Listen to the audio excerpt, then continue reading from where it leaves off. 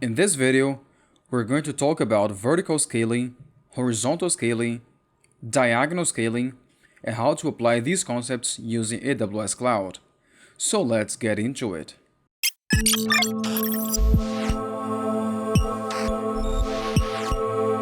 If your software succeeds and gains many users, you will encounter scaling issues. Initially, your application might work well for a few users, but as the number of users grows, the experience can degrade, leading to a poor user experience. Imagine you have a small supermarket with one queue and only one attendant. For a small supermarket, that single employee can handle all the clients efficiently. However, if your supermarket becomes as big and popular as Walmart, that single employee won't be able to handle the demand anymore, especially on a Black Friday. The same principle applies to computers and applications running on servers. When it comes to architecture, we have three main ways to solve this problem: vertical scaling, horizontal scaling, and diagonal scaling. Let's talk about supermarkets again. Vertical scaling would be equivalent to replace that single employee with a more efficient one who can handle work faster and handle more clients in smaller periods of time.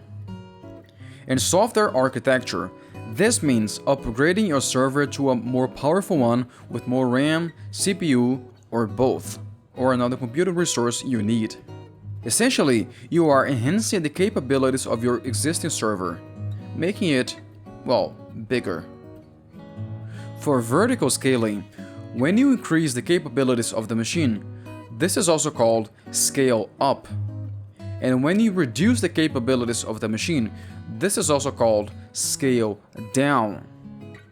For horizontal scaling, let's use this supermarket analogy again.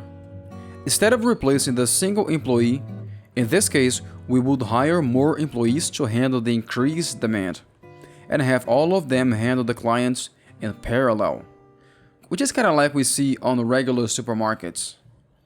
In software architecture, this involves adding more machines to handle the workload in parallel, where each machine takes on a portion of the tasks, distributing the load across multiple servers.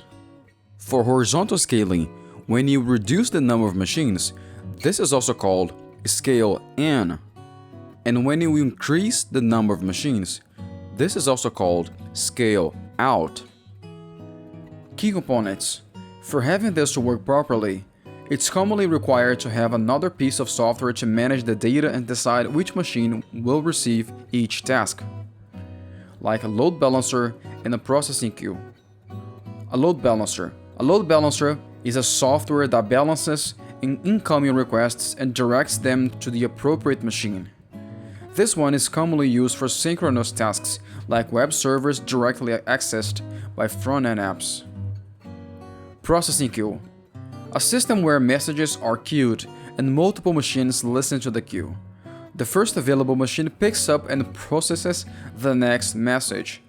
This one is mostly indicated where we can process heavy tasks in parallel.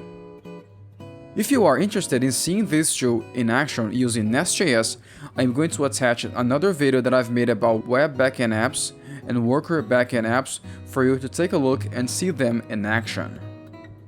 Diagonal scaling means combining both techniques, replacing current machines to bigger ones with more computing power and adding more machines to handle the requests in parallel. This hybrid approach leverages the benefits of both vertical and horizontal scaling. Which one to use? To decide which one to use, it depends on your specific needs and what you want to accomplish by scaling your architecture.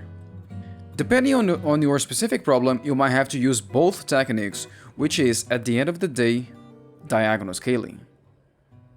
Now, let's see these scaling techniques in action using AWS ElasticBeanstalk. But before we proceed, if you like this kind of content, just give me a thumbs up, share this video with your friends, and subscribe to the channel so you can learn more about AWS and software architecture. And never forget that the more you learn, the better you become and more value you can provide. So let's keep going. Okay, great.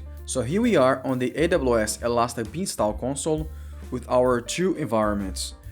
Both of them are load balanced, but one is a web environment and another one is a worker environment.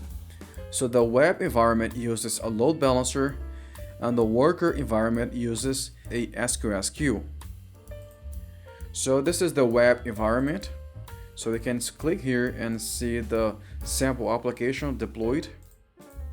And if we go to the EC2 console, we can see the load balancer that manages the message and decide which machine will receive the message. So when you go here to load balancers, we can see the load balancer for the web environment. So how can we do vertical scaling and horizontal scaling here? So let's go here to configuration. And here you can see the configuration for our environment. So let's go to instance traffic and scaling. We can click here. So for doing horizontal scaling, we pretty much need to increase the number of machines running our application. So if I say, for example, instead of having at least one machine, we can increase, for example, for having 3, 4, and increase the number of available machines. So in this case, for example, here I'm doing horizontal scaling.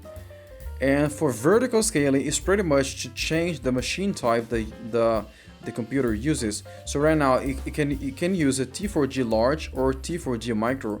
So let's suppose, for example, that the machine being running is a T4G micro. Let me double check it. So in both cases, we are using a T4G micro for the web environment and for the worker environment. So if I change here the T4G micro to be a T4G large, or another machine with way more computing power. For example, let's see the capacity for the T4G large, EC2 instance types.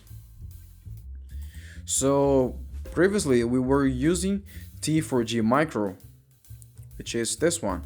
So T4G micro has 2 CPUs and 1 GB of memory. So if I replace the T4G micro for a T4G medium or T4G X large, for example, we are doing a vertical scaling. So we can pretty much go here on the application. Let me find it. We can pretty much go here on the machine type. Let me find it here. And select, for example, a T4G X large. 2X large in this case. So we're using way more computing power in this case. This is vertical scaling.